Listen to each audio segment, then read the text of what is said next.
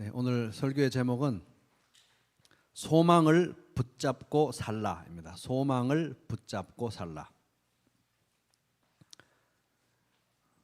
로마서 15장 13절에 보면 이런 말씀이 있습니다. 이제 소망의 하나님께서 같이 해볼까요? 소망의 하나님.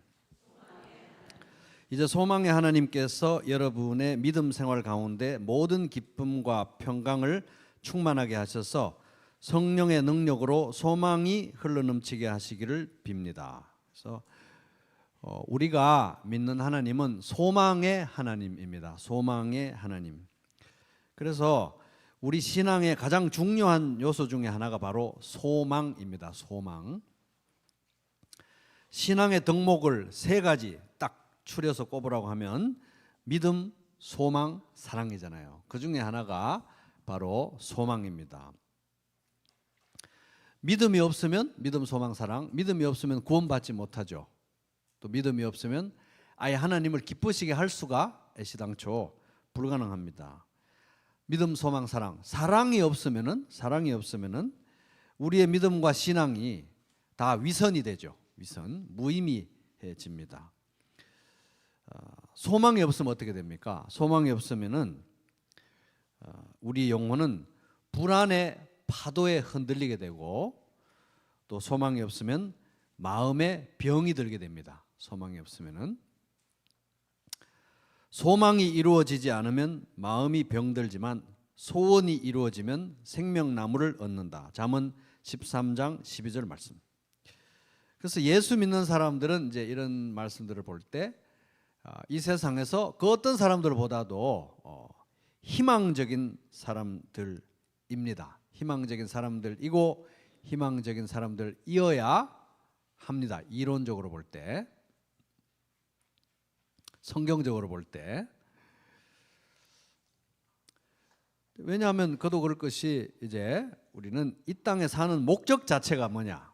소망을 품고 소망의 냄새를 풍기면서 그 소망의 이유를 묻는 사람들에게 그 소망의 이유를 설명해 주기 위해서 우리가 이 땅에 존재하기 때문에 그렇습니다. 그래서 이제 오늘 이 본문 히브리서 6장 18절부터 20절은 우리 신앙에서 이렇게 중요한 요소인 소망에 대해서 매우 중요한 사실들을 가르쳐 주고 있습니다. 그래서 오늘 설교의 목표는 이 본문 말씀으로부터 이제 관찰하면서 소망에 대해서 성경이 가르치고 주고 있는 바를 세 가지로 한번 또 정리를 해 보도록 하겠습니다. 소망에 관한 세 가지 사실. 첫 번째는 소망의 필요성입니다. 소망의 필요성. 이제 오늘 본문은 히브리서 6장 18절부터 20절 말씀인데, 여기 이제 6장 전체의 문맥을 간단하게 짚어보면은 이렇습니다. 이제 6장 전반부의 내용은 요약하면은 참된 믿음은 끝까지 견디는 믿음이다. 참된 믿음이라고 하면 끝까지 견디는 믿음이다.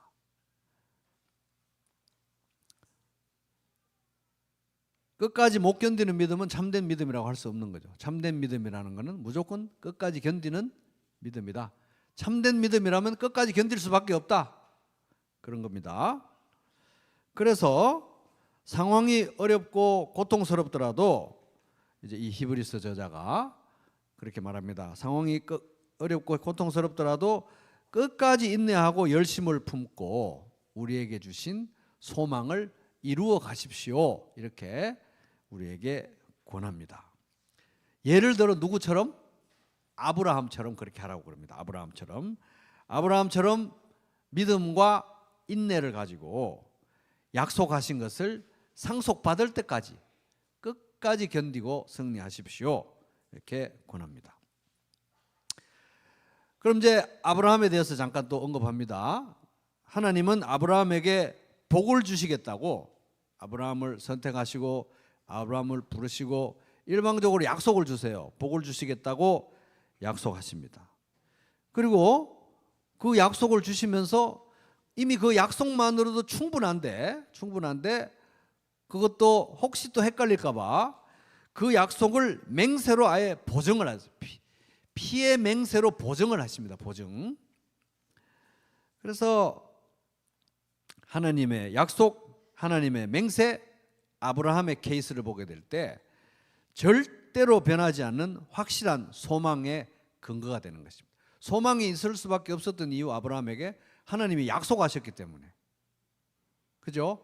하나님이 약속이 있으니까 그게 소망이 되는 거예요. 그래서 하나님께서 아브라함에게 복을 주시면서 약속을 하시고, 또 약속을 보증하기 위해서 피로 맹세하시고, 또 그런 거를 성경에 기록해 놓은 이유가 뭐냐? 아브라함만을 위한 게 아니고 오늘날 우리를 위한 것이기도 하다는 거예요. 그러면서 오늘날 그러면 이 내용을 가지고 위로를 받게 될 오늘날 우리들은 어떤 사람들이냐? 그게 이제 오늘 히브리서 6장 18절이라는 거예요. 오늘날 우리들은 그럼 어떤 사람들이냐? 우리들의 정체성에 대해서 6장 18절이 말해줍니다. 같이 또 읽어보겠습니다. 시작. 이는 하나님이 거짓말을 하실 수 없는 이 두 가지 변하지 못할 사실로 말미암아 앞에 있는 소망을 얻으려고 피난처를 찾은 우리에게 큰 안위를 받게 하려 하심이라. 조금 내용이 어렵긴 합니다만은, 이는 하나님이 거짓말을 하실 수 없는 이 두 가지 변하지 못할 사실, 이 두 가지가 뭐냐 하면은 약속을 주셨다는 사실, 맹세로 보장하셨다는 사실, 두 가지예요. 약속 주시는 거에 대해서 하나님이 거짓말 할 수 있습니까? 못하죠. 그걸 또 맹세로 보증을 했는데 그거에 대해서 거짓말이 있을 수 있나요? 없죠. 그 두 개를 얘기하는 겁니다. 그 두 가지 이 변하지 못할 사실로 말미암아서 이제 우리에게 주어진 이 소망을 얻으려고 피난처를 찾은 우리에게 위로를 주는 목적으로 그 아브라함의 믿음의 이야기가 기록되어 있다, 이런 거예요. 이 깊은 내용들은 나중에 천천히 더 묵상하시고, 요 18절 본문에서 우리가 지금 당장 알 수 있는 중요한 사실은 우리가 어떤 사람이냐는 거예요. 우리가 어떤 사람이냐는 겁니다. 우리가 어떤 사람입니까? 앞에 있는 소망을 얻으려고 피난처를 찾은 사람들인 거예요. 그죠? 맞습니까? 우리는 앞에 있는 우리 앞에 미래적으로 있는 소망을 얻으려고 피난처를 찾은 사람들이 우리다. 조금 더 쉽게 세번역으로 제가 읽어볼게요. 세번역으로 읽으면 이렇습니다. 이는 앞에 놓인 미래적으로 우리 앞에 놓인 소망을 붙잡으려고 세상에서 피하여 나온 사람들인 우리가 쭉 나오는 거예요. 우리는 어떤 사람입니까? 앞에 놓인 소망을 붙잡으려고 세상에서 피하여 나온 사람들이 우리라는 거예요. 소망을 붙잡으려고 우리 앞에 놓인 세상에서 피해 나온 사람들이 우리다. 이것이 우리의 정체성인 것입니다. 그러니까 다 여기 앉아 계신 분들은 세상에서 피해 나온 사람들인 거예요. 옆에 한번 곁눈질 해보세요. 피해 나온 사람들 같나? 이거 다 도망자들인 거예요. 세상에서 다 피해서 나온 사람들인 거예요. 그게 우리의 정체성인 것입니다. 구원받는다는 것은 이 세상으로부터 구원받는 거예요. 그러니까 우리는 다 앞에 놓인 소망을 붙잡으려고 이 세상에서 피해 나온. 그러니까 하나님이 피난처죠. 피난처가 뭡니까? 피해서 도망가는 곳이 피난처잖아요. 그래서 우리는 피해 나온 사람들이다.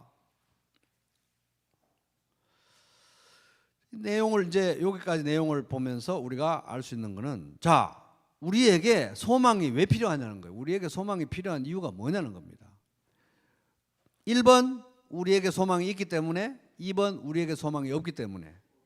2번 소망이 없으니까 소망이 필요한 거죠. 우리에게 지금 소망이 없는 거예요. 소망을 다른 말로 하면 비슷한 말? 희망. 우리에게 희망이 없기 때문에 우리에게 희망이 필요한 거예요. 우리에게 희망이 있으면 희망이 필요가 없잖아요. 소망이 필요한 이유? 소망이 없으니까. 그러면 결국은 뭐가 되냐 하면은 여기 앉아 계신 분들한테는 희망이 없는 거예요, 사실은. 그래서 희망이 필요한 거예요. 이게 우리가 여기 짚고 넘어가야 되는 겁니다. 기분이 좀 안 좋아도 옆 사람한테 얘기해 주세요. 당신에게는 희망이 없습니다. 이렇게 하면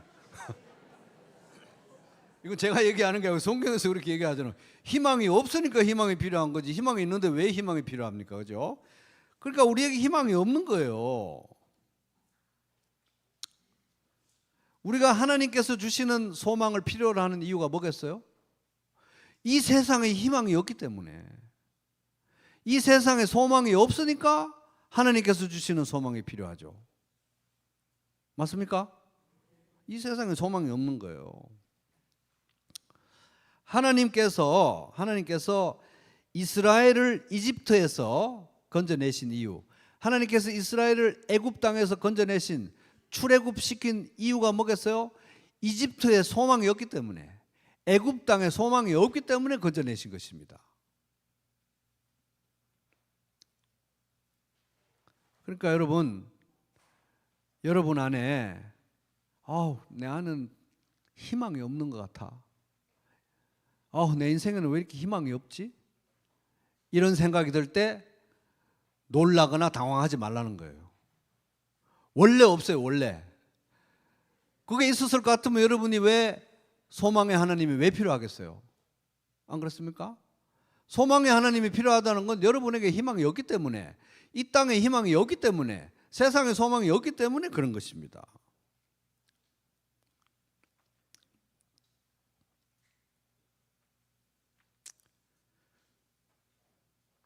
이 세상에 사실 둘러보면은 어디에도 소망이 없어요.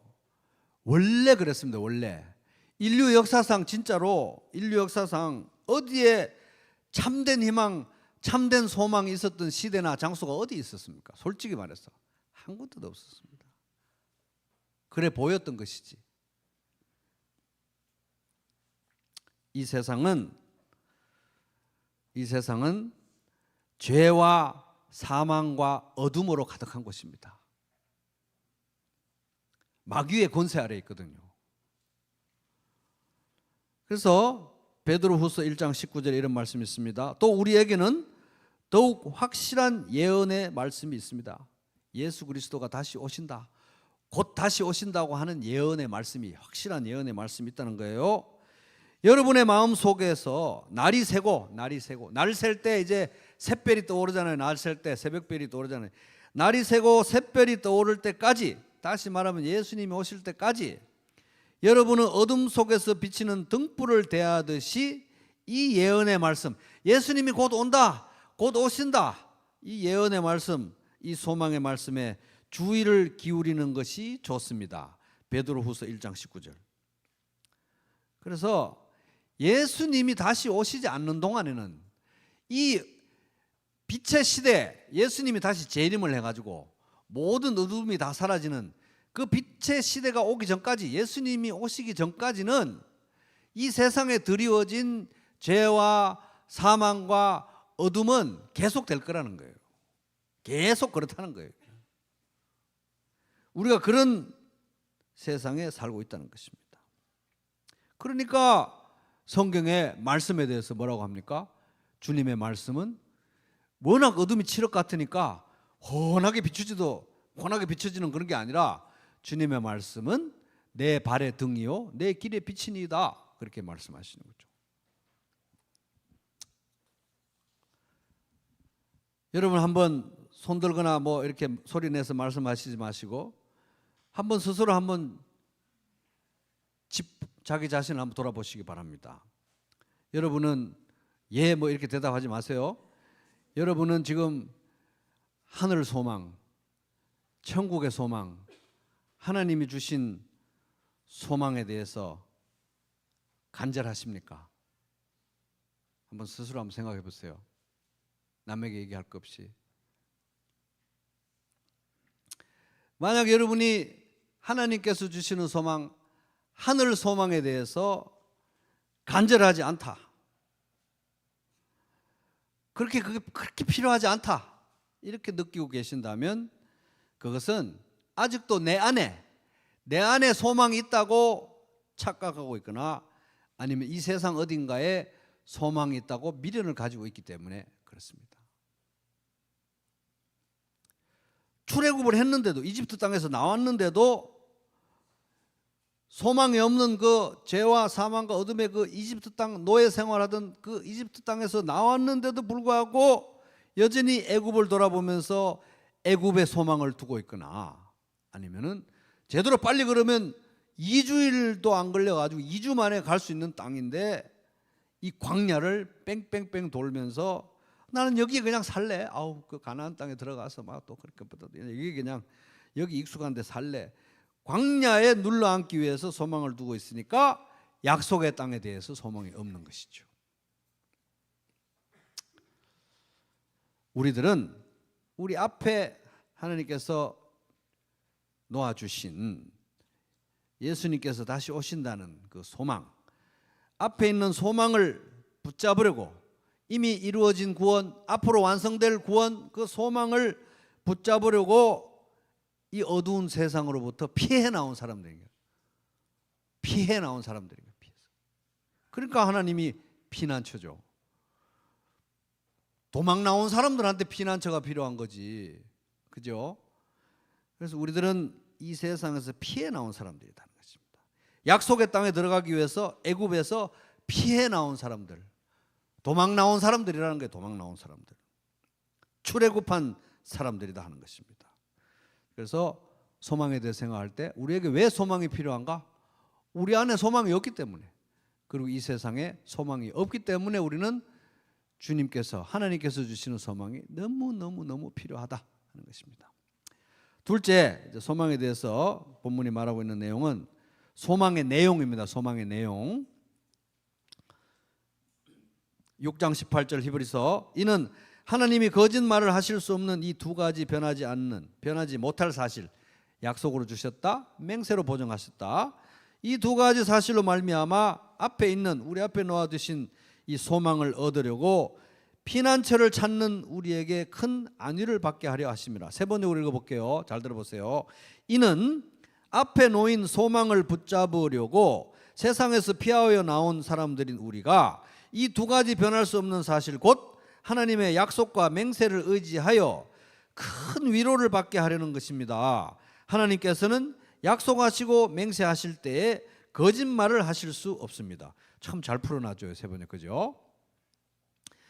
자, 그래서 우리가 이 말씀을 통해서 보게 될 때 우리의 소망은 있잖아요. 하나님께서 우리에게 주신 소망, 우리가 붙들고 있는 소망은 희망 고문이 아니에요. 그러니까 이 소망의 실체도 없는데, 실체가 없는데 그냥 사람이 희망적으로 살아야지, 희망적인 태도로 살아야지, 그런 실체 없는 희망 고문이 아니라는 거예요. 실체가 있고 내용이 있는 소망이라는 것입니다. 우리가 바라는 이 소망의 내용은 뭐냐? 내용, 우리가 상상한 게 아니고 하나님이 약속하신 거예요. 하나님이 약속하신 게 우리의 소망의 내용이 되는 것입니다. 하나님이 약속만 하신 게 아니라 맹세로, 피의 맹세로 보증을 하신 그것이 바로 우리의 소망의 내용이 되는 거예요. 그러니까 이제 문맥상에서 보면 이 내용은 아브라함에게 주셨던 약속을 가리킵니다. 아브라함에게 주셨던 약속, 아브라함 언약. 아브라함에게 주셨던 약속은 뭡니까? 조금 오늘 본문에서 조금 올라가면은 히브리서 6장 13, 14절 보겠습니다. 히브리서 6장 13, 14절 제가 읽겠습니다. 하나님이 아브라함에게 약속하실 때 가리켜 맹세할 자가 자기보다 더 큰 이가 없으므로, 맹세는 해야 되겠는데 하나님이 최고 크시니까 누구를 가리켜 맹세할 대상이 없어요. 그러니까 스스로 맹세를 하는 거, 자기 자신을 가리켜서 이르시되 내가 반드시 너에게 복 주고 복 주며, 두 번 썼습니다.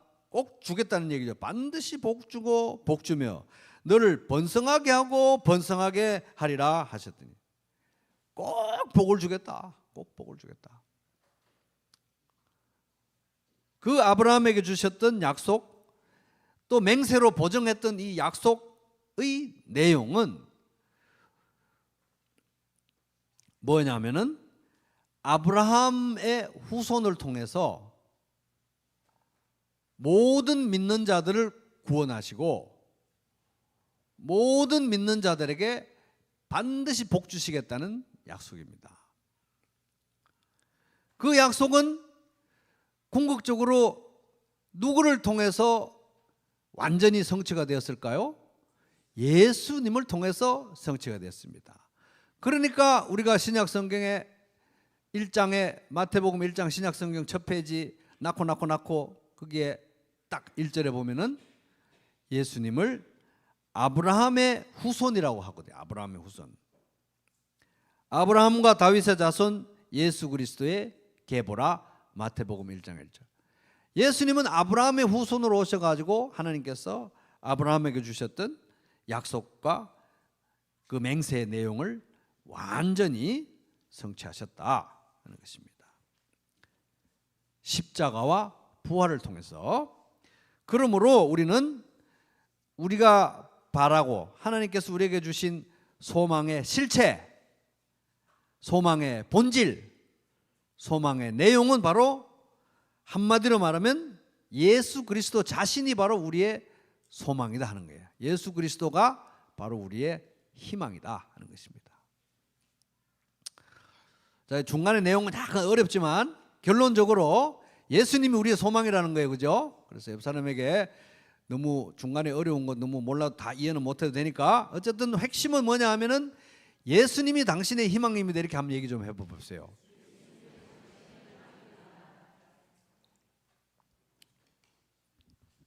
예수 그리스도가 우리의 소망이다. 그래서 성경은 분명하게 말씀합니다.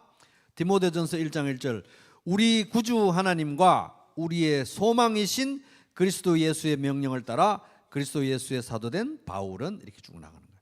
그러니까 우리의 소망이신 예수 그리스도, 예수님이 우리의 소망이라는 거예요. 예수님이 우리의 소망이다 하는 겁니다. 여러분 데살로니가 교회 아시죠? 데살로니가 교회는 바울이 그 편지 2개 썼잖아요. 데살로니가 전서 후서. 데살로니가 교회는 바울이 전도여행 가가지고 교회 개척하면서 복음 전해서 교회 개척하고 너무 박해가 심해가지고 한 달도 채 제자 훈련을 못하고 떠나갔어요. 한 달도 못되게 있었습니다. 그러니까 뭐 많이 배워봐야 얼마나 많이 배웠겠어요. 한 달밖에 못 있었는데, 근데 성령님이 강하게 역사를 하셔가지고 이 사람들의 신앙이 너무 건강했어요. 너무 뜨거운 신앙이 됐어요. 그래가지고 그렇게 급하게 개척한 교회였는데도 불구하고 데살로니가 교회 이 사람들의 신앙이 그 지역 주변 지역에 다 소문이 났어요. 데살로니가 교회 그 바울이 한 달 동안 있으면서 개척했는데 신앙이 장난이 아니야. 막 소문이 다 난 거예요, 옆에. 근데 그들이 소문난 신앙의 내용 중에 아주 칭찬받는 핵심 내용 중에 한 가지가 바로 예수 그리스도에 대한 소망이었던 거예요. 소망. 제가 읽겠습니다. 데살로니가전서 1장 9절 10절.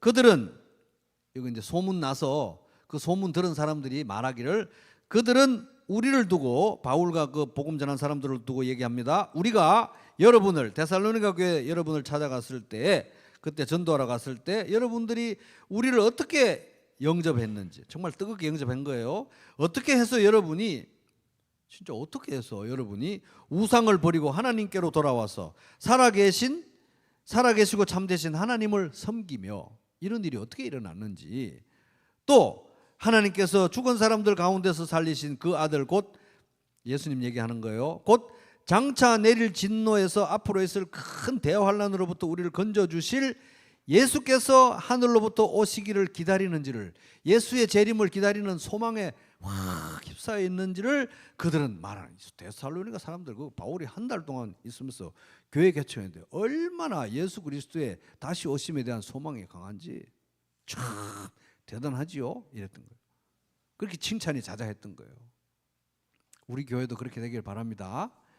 이게 건강한 신앙의 굉장히 중요한 요소가 바로 아멘 주 예수여 오시옵소서. 이게 빠지면 건강한 신앙이 아닌 거예요. 아멘 주 예수여 오시옵소서, 이런 종말론적인 신앙의 태도가 이 데살로니가 교회 성도들에게 깊이 각인되어 있었다. 확실한 신앙의 태도였다 하는 것입니다. 소망이 견고했던 거예요. 이 세상에만 코를 박고 사는 게 아니라 여기 잠깐 지나가는 2주 만에 그냥 지나가야 되는 광야고 우리는 약속의 땅 가나안 땅으로 가야 되는 사람들이고 예수님이 곧 오신다. 이런 소망의 태도가 확실했다는 거예요. 이 몸의 소망 무언가 우리 주 예수뿐일세. 우리 주 예수 밖에는 믿을 이 아주 없도다. 이거 소망이 있는 곳이 아무 데도 없다. 무섭게 바람 부는 날 부는 밤 물결이 높이 설렐 때 우리 주 크신 은혜에 소망의 닻을 주리라. 소망의 닻을 준다는 건 닻을 거기다 내린다는 거예요. 세상에 믿던 모든 것 끊어질 그날 되어도 구주의 언약 믿사와 내 소망 더욱 크리라. 바라던 천국 올라가 하나님 앞에 배울 때 구주의 의를 힘입어 어여시 바로 서리라. 주 나의 반석이시니 그 위에 내가 서리라. 그 위에 내가 서리라. 찬송가 488장. 여러분 사랑하는 사람들 다 있죠? 사랑한다고 하면서 너무너무 사랑해요. 사랑한다고 하면서 그 사랑하는 사람하고 멀리 떨어져 있습니다. 오랫동안 못 봤어요. 근데 안 보고 싶어요. 이 사랑은 진짜일까요? 가짜일까요? 이건 가짜 사랑이죠. 사랑하는 사람인데 떨어져 있는데 안 보고 싶다? 가짜 사랑인 거예요. 사랑이 가짜예요. 그거는. 여러분 예수 믿으시죠? 예수님 사랑하십니까? 예수님을 믿는다, 예수님 사랑한다고 하면서 예수님이 안 그리워. 예수님이 안 보고 싶어요. 예수 얼굴 안 보고도 그냥 말짱하고 뭐 안 봐도 영원히 살 것 같고. 이것은 이 예수님에 대한 신앙은 참된 신앙이 아닐 가능성이 아주 농후하다는 거예요. 건강한 신앙이 아니라는 가능성이 확실하다는 거예요. 우리는 그래서 기도해야 됩니다. 하나님, 우리의 신앙에 이 건강해지지 못한 이 병든 신앙에 소망을 회복시켜 주십시오. 예수를 사랑한다고 하면서 예수가 안 보고 싶습니다. 제가 예수님에 대한 사랑이 뭔가 이게 문제가 생긴 게 틀림이 없습니다. 고쳐주시고 소망을 회복시켜 주십시오. 여러분 기도하시기 바랍니다. 그래서 예수님을 그리워하고 왜냐하면 예수님을 우리가 믿고 사랑하니까 그리워해야 되잖아요. 기다려야 되잖아요. 그래서 다시 오심을 기다리고 사모하면서 이 소망의 관점으로 인생을 바라보고 재해석하고 소망의 관점으로 인생을 바라보면서 그렇게 종말론적인 건강한 신앙 가지게 되시길 바랍니다. 세 번째, 소망의 기능. 소망은 어떤 기능인가? 자, 6장 19절 같이 읽겠습니다. 19절 20절 시작. 우리가 이 소망을 가지고 있는 것은 영혼의 닷 같아서 튼튼하고 견고하여 휘장 안에 들어가나니 그리로 앞서가신 예수께서 멜기세덱의 반차를 따라 영원히 대제사장이 되어 우리를 위하여 들어가셨느니라. 우리가 가진 소망은 우리 영혼의 뭐와 같습니까? 닷, 앵커, 닷과 같은 게 닷. 여러분 닷 보셨어요? 닷? 뭐 직접 못 보셔도 어디서 한번 사진에서 보셨죠? 닷 이렇게 화살표처럼 생긴 큰 쇳덩어리 말이에요. 닷 이거 이제 사전에 찾아보면 비교적 큰 배가 항구나 일정한 곳에 머물 때 그 자리에 멈추어 있도록 하기 위해서 밧줄이나 쇠사슬에 매어서 물 밑에 바닥에 콕 박히게 하는 갈고리 모양의 물건이 닫힙니다. 조그만 배들은 이게 수심이 얕아도 되니까 해변 끝까지 와가지고 이렇게 해변에 묶어 놓잖아요, 그죠, 부두에. 근데 큰 배들은 이게 푹 내려가니까 수심이 얕으면 안 돼요. 그래서 바닷가에 완전히 못 나옵니다. 그래서 일정 거리를 두고 그거 정박해 두는데 배가 떠내려가면 안 되니까 그걸 뭘로 고정시킨다? 닻으로 고정시키는 닷, 앵커, 닻으로 고정시키는 거예요. 근데 이 닻이 이게 아주 신기한 겁니다. 여러분, 이 배가 말이에요. 예를 들어서 10만 톤짜리 10만 톤이 뭐 얼마나 되는지 모르겠는데 하여튼 10만 톤짜리 큰 배라고 치면은 닻이 한 몇 톤 정도 될 것 같아요. 10톤 정도 된대요. 10톤. 10만 톤짜리 배를 팍 고정하는데 10톤짜리 닻을 탁 내려가지고 바다 밑바닥에 이제 모래 말고 그 밑에 좀 펄같이 좀 단단한 거 흙에 콕 박히잖아요. 그러면 이 10만 톤짜리 배가 어디로도 안 간다는 거예요. 딱 고정이 된다는 거예요. 신기하죠, 닻이. 담만 제대로 내려가서 박히면은 아무리 풍랑이 일어도 배는 끄떡없다. 흘러 떠내려가지 않는다 하는 것입니다. 닻을 중심으로 이렇게, 물론 이게 사슬하고 연결이 되어 있으니까 닻을 중심으로 해서 바람과 풍랑에 따라서 파도 물결에 따라서 이렇게 움직이기는 하겠지만 딱 거기 있다는 거예요. 소망이 예수 그리스도가 다시 온다. 이 땅이 전부가 아니다. 우리는 본향을 향해서 가는 사람들이다. 예수님이 곧 오신다. 이 소망이 우리에게 뭐와 같다? 영혼의 닷과 같다는 거예요. 영혼의 닷. 영혼의 닷. 영혼의 닷이 없다면 뭐와 같습니까? 배를 정박해놨는데 막 바람이 불고 풍랑이 일고 하는데 닷이 없는 거나 똑같은 거예요. 내일 아침에 일어나면 배가 어디로 가고 없어요. 닷이 없으니까.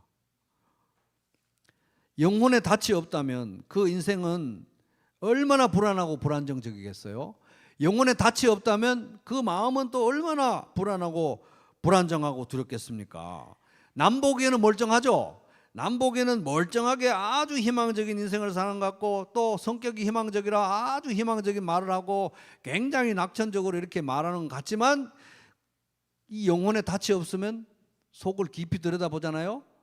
깊이 들여다보면 그 안에는 불안과 두려움과 이런 것들로, 불안정한 것들로 그냥 언제 어디로 떠내려갈지 모르는 그런 영혼이다 이거예요. 그러므로 이제 오늘 이제 문제를 진단하게 되는 겁니다. 내가 예수 믿는다고 하면서도 내 예수 믿는다고 하면서도 왜 나는 내 영혼 깊은 곳을 들여다보면 왜 맨날 불안하고, 왜 맨날 두렵고, 왜 맨날 이렇게 불안정하고 어디로 흘러 떠내려갈지 모르는 이런 불안정함이 왜 오는가? 닻을 안 내려서 그런 거예요. 옆 사람한테 눈을 좀 냉정하게 뜨고, 닻을 안 내려서 그런 거예요. 이렇게 해보세요. 닻을 안 내려.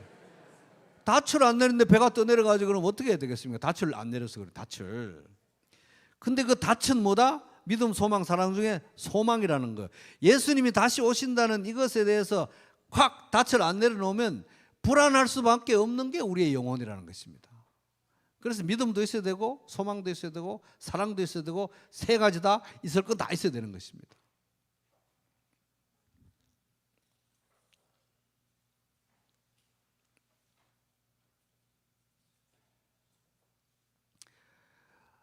내 안에는 소망이 없어요. 아까 우리 얘기했잖아요, 그죠? 소망이 없어. 우리 안에는 희망이 없습니다. 희망이 있을 것 같으면 우리가 희망의 하나님이 왜 필요했겠어요, 그죠? 우리 안에 소망이 없으니까 소망의 하나님이 필요하죠.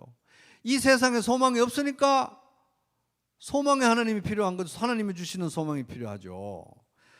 그러니까 내 안에 소망이 없고 이 세상에도 소망이 없는 것이 자명한데, 성경 몇 장만 보면은 자명한데, 내 안에 소망이 있는 것처럼, 이 세상에 어딘가 소망이 있는 것처럼, 난 다른 사람은 다 몰라도 나는 소망을 찾은 것처럼 그렇게 살려고, 그런 모양으로 살려고 하니까 이게 얼마나 피곤하고, 이 인생이 얼마나 피곤하고, 내면은 얼마나 더 불안해지냐 하는 것입니다. 닻을 내려야 안 불안한데, 닻을 내려야. 근데 여러분, 그 아까 배 10만 톤짜리의 배에 10톤짜리 닻은 어디에 내립니까? 그 바다 밑바닥에 내리죠. 우리 영혼의 닻은 어디에 내리냐 하는 거예요. 우리 영혼의 닻은, 자 보겠습니다. 히브리서 6장 19절 같이 읽겠습니다. 시작. 우리가 이 소망을 가지고 있는 것은 영혼의 닷 같아서 튼튼하고 견고하여 휘장 안에 들어가나니.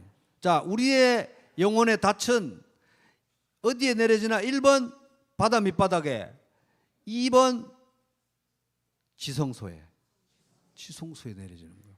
이 휘장 안이 어디입니까? 성소 넘어 지성소를 말하는 거예요. 대제사장이 1년에 한 번 들어가던 하나님의 임재가 있는 지성소. 여기서 지성소는 휘장 안이라는 건 하나님의 보좌를 가리키는 표현이에요. 하나님의 보좌. 그러니까 우리가 가진 우리 영혼의 닷, 배는 10만 톤짜리 배는 닻을 모래밭에 그 뻘에다가 내리지만, 우리 영혼의 닷, 우리 소망의 닷, 이건 어디다 내립니까? 하나님 보좌 바로 그 밑에 확 고정되어 있는 거예요. 엄청 단단하게 박혀 있겠죠? 흔들리지 않는 곳에 우리 닻이 내려져 있다는 것입니다. 그럼 우리 질문할 수 있을 것입니다. 배에 닿으면 그냥 도르륵 흘러내리면 되는데 우리 영혼의 닿은 도대체 누가 하나님 보좌 거기에다가 갖다가 고정시켜 놨냐 하는 거예요. 그 20절에 나옵니다. 같이 읽어보겠습니다. 시작. 그리로 앞서가신 예수께서 멜기세덱의 반차를 따라 영원히 대제사장이 되어 우리를 위하여 들어가셨느니라. 누가 우리의 소망의 영혼의 이 소망을 하나님 보좌 우편에다가 콱 고정시켜 놓으신 분이 누구십니까? 예수님이 거기 먼저 들어가신 거예요. 예수님이 우리 죄를 대신해서 십자가에서 죽으시고 3일 만에 부활하시고 성천하시고 하나님 보좌 우편에 앉으실 그때 우리의 영혼의 우리의 소망을 거기다가 빡 고정시켜 놓으신 거예요.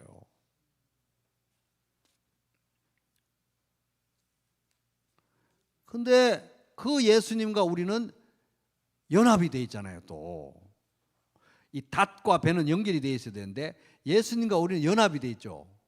그리고 그 예수님하고 우리는 연합이 돼 있는데 그 예수님하고 우리를 묶는 띠가 이 끈이 뭐냐? 바로 성령님이라는 거예요.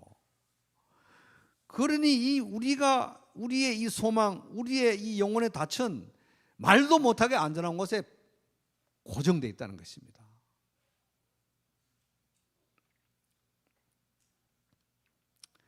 이 몸의 소망 무언가 우리 주 예수뿐일세 우리 주 예수 밖에는 믿을 리 아주 없도다. 진짜로 그렇다는 거예요. 무섭게 바람 부는 밤 물결이 높이 설릴 때 우리 주 예수 우리 주 크신 은혜에 소망의 닻을 주리라. 소망의 닻을 준다는 말, 닻을 거기 내리래. 이미 내려진 그 닻에 우리가 의지하라 이 말이겠습니다. 주 나의 반석이시니 그 위에 내가 서리라. 그 위에 내가 서리라.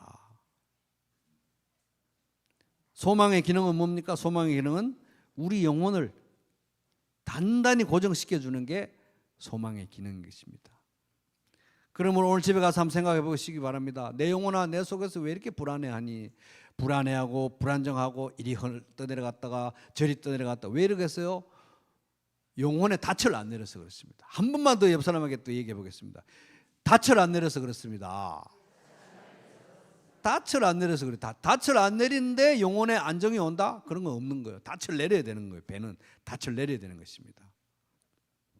오늘 말씀의 도전 따라보겠습니다. 소망을 붙잡고 살라.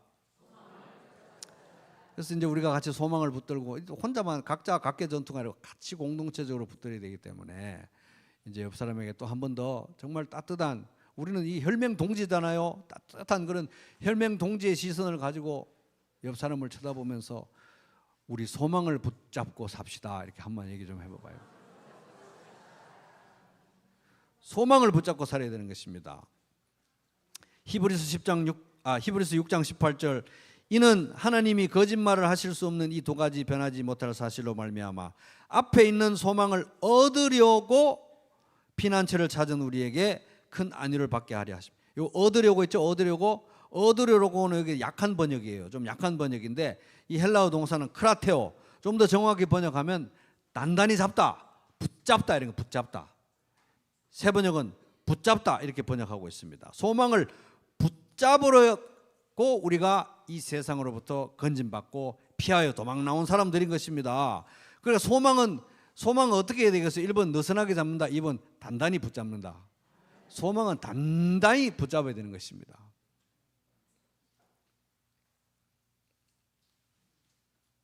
소망을 왜 단단히 붙잡아야 되겠어요? 영혼에 닫히기 때문에. 이 닷하고 배하고 이게 분리가 되면 어디로 떠내려갈지 모르는 거예요. 소망을 단단히 붙잡아야 되는 이유? 영혼에 닫히기 때문이에요. 영혼에 닫히기 때문에. 이렇게 캄캄하고 이렇게 풍랑이 있는 바다와 같은 이 세상에서 여러분 안 그렇습니까? 여러분 다 여기 계신 분들은 이게 어른 예배니까 어느 정도 사실 만큼 다 사셔가지고 이 세상이 캄캄하고 얼마나 캄캄하고 얼마나 풍랑이 일고 얼마나 한 치 앞을 내다볼 수 없는 그런 곳인지 여러분 다 체험하시고 다 아시죠? 한 치 앞이 안 보이는 거예요. 이런 세상에서 영혼의 닻을 확실하게 내리고 단단히 붙잡고 있지 않으면 소망을 단단히 붙잡지 않으면은 우리는 금방 흘러 떠내려갈 것이고 우리 영혼에는 평안이 없고 기쁨이 없을 것입니다. 자명한 것입니다. 그래서 이 몸의 소망 무언가? 우리 주 예수뿐일세. 우리 주 예수밖에는 믿을 리 아주 없도다. 무섭게 바람 부는 밤 물결이 높이 설렐 때 우리 주 크신 은혜에 소망에 닿을 줄이라.